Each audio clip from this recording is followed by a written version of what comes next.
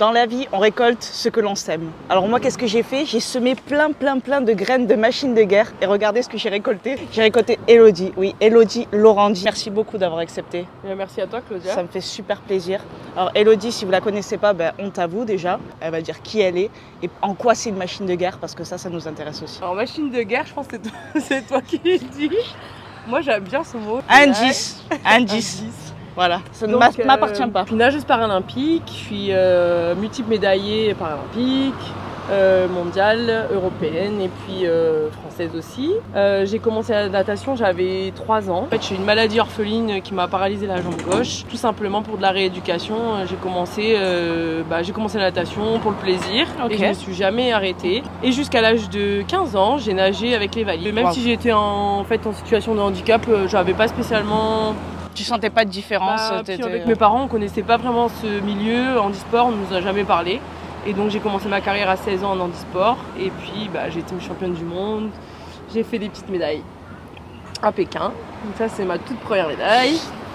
Après j'ai fait... Ça c'est quand même un rêve ça. Non mais en tant que tout sportif, tu vois. Graal. Moi, ne serait-ce que la toucher, tu vois. Là tu sens les ondes, des ondes de machine. Non, je risque ça risque d'être douloureux.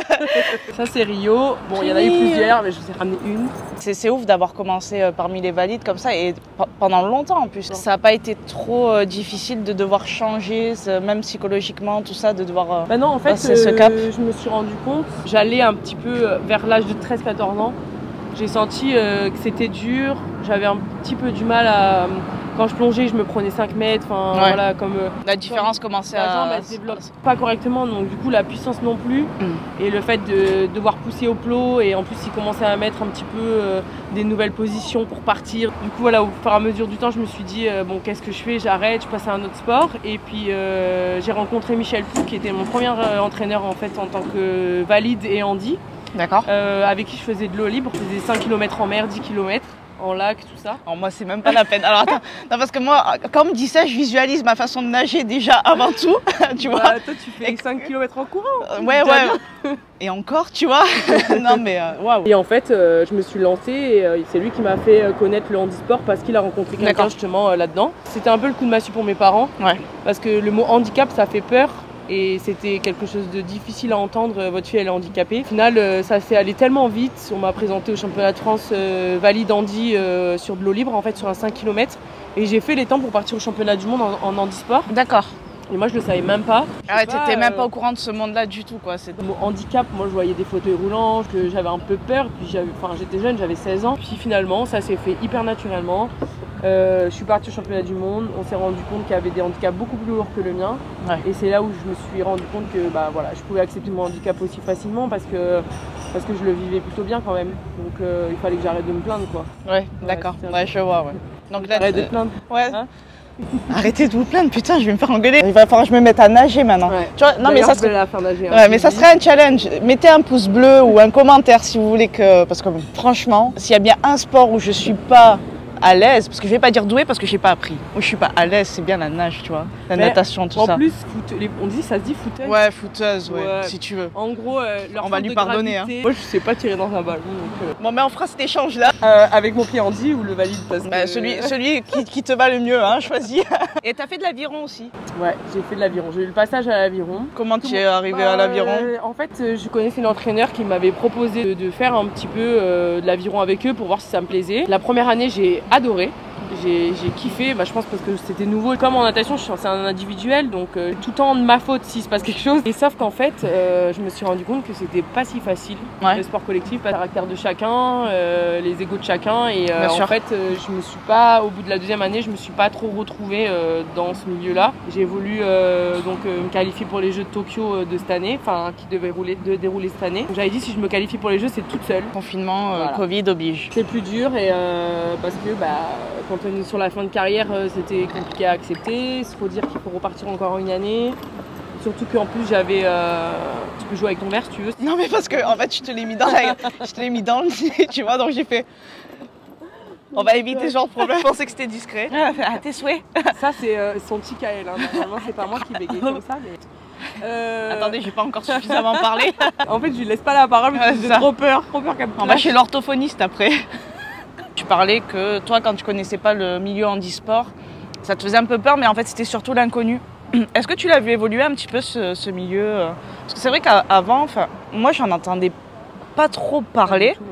Ouais, pas du tout. Ouais. Et maintenant, c'est vrai que j'ai l'impression que vous êtes un peu plus mis en avant, peut-être. Je sais pas, hein, je demande de l'intérieur. Pour Pékin, déjà, Pékin, c'était dur. Pékin, on n'avait pas de médias. Pékin, on n'avait pas de journalistes qui nous suivaient. On avait un petit peu, on a eu des télés à l'arrivée à l'aéroport. Ouais. Pour ma médaille d'argent, j'avais eu un petit peu d'interviews, tout ça. Mais c'était pas folichon.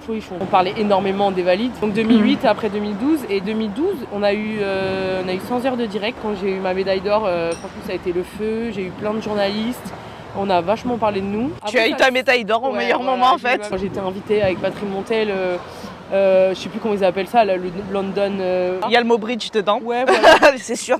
À Londres, si tu cherches un nom, il y a soit village people, moi je dis souvent, ou bridge. Tu vois, alors c'est quand vous cherchez un nom, c'est soit l'un soit l'autre. C'était énorme. Je vivais des trucs. T'étais maquillée, tout de fou. J'étais là, tu faisais trop la belle. Contrairement à maintenant où vous pouvez être bien, s'en fout complètement. En mode coiffée. Bon, je suis coiffée quand même. Ah bah oui, tu m'as chauffé, ça y est. Et puis. La meuf, ça y est, elle a trop pris la confiance. Mais pour Paris 2024, je compte bien me remettre on y vient. En plein milieu. Paris 2024, ouais. Alors? Bah c'est à la maison, ça fait rêver. Hein. Ça chauffe ça. Ça chauffe patate. Même moi j'ai envie de me mettre à un sport, tu vois. Pas la natation. Non, pas la natation par contre, désolée. Ouais, il y a la pétanque. Il y a la pétanque JO. Il y a la pétanque. Oh, putain. Attends, il y a pas. C'est bon, j'ai touché une médaille olympique, j'ai plus besoin d'y participer. Mes derniers jeux, je voudrais être pour le drapeau. Tu vois, elle a des étoiles dans les yeux quand elle en parle. Et ça se comprend. Et puis, je pense qu'il faut être présent pour l'équipe, il faut être présent même pour le monde entier, parce que se faire connaître les gens, faire connaître le milieu handi, puis on porte une équipe. À défaut d'être collectif, je suis quand même prête à avoir tous ces gens sur mon dos et me dire... je les emmène avec moi, quoi. Ça, donc, elle est là, la leader. Elle est là. Mais ça serait cool. Ouais. Nous, on veut te voir en 2024. Ouais, vraiment. Bien. Franchement, on veut la voir avec le drapeau aussi, tu vois. Non, je pense que les Jeux de Paris, ça peut être aussi une belle ouverture par rapport à la France en général. Ouais.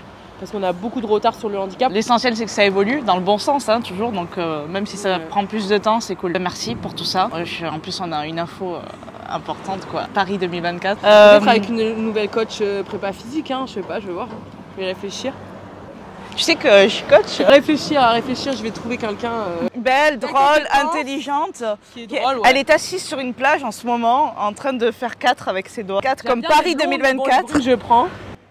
Qui est un peu méchante, mais qui est gentille aussi, qui est un peu folle, qui est... Ouais, un peu juste. Un peu beaucoup. Ah bon, ça va alors. Est-ce que tu aurais un message à faire passer, quelque chose à dire ou n'importe, même si c'est... je vais le couper ça. Comme tu dis, hein, good vibes et puis suivez les instructions parce que franchement c'est des bonnes idées. On est déjà dans le coaching là. Suivez vos rêves parce que quand c'est réalisé c'est un truc de fou et que tout est possible. Ouais, tout est possible, faut y croire jusqu'au bout. Surtout y croire. Elle a bien terminé cette vidéo. Merci beaucoup. Good vibes à tous.